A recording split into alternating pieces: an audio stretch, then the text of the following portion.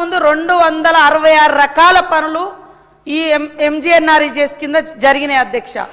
ఈరోజు మీరు పెట్టే నిబంధనలు చాలా కఠినంగా ఉన్నాయి, అభివృద్ధికి ఆటంకంగా ఉంది, పేదవాళ్ళకి ఇబ్బందికరంగా ఉంది.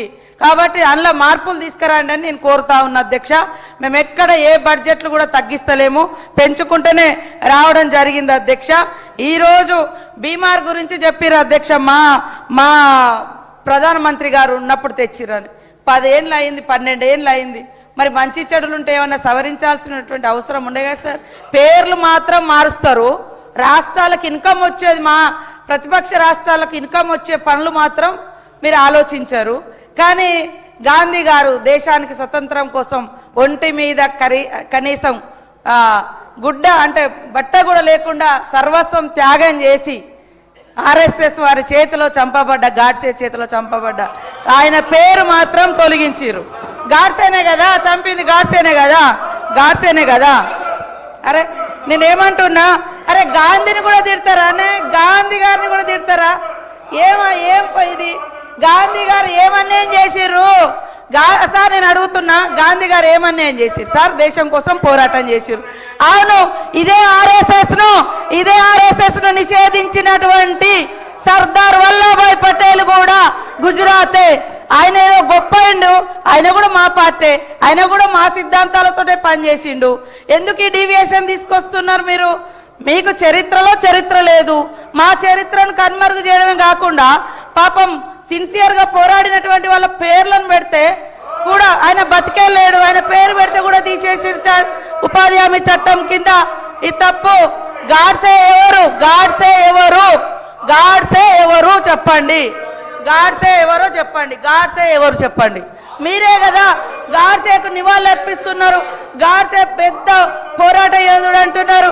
మరి దేశానికి స్వతంత్రం తెచ్చిన మహనీయుని చంపినటువంటి గాడ్సేని మీరు పొగడడం ఎంతవరకు కరెక్ట్ అధ్యక్ష?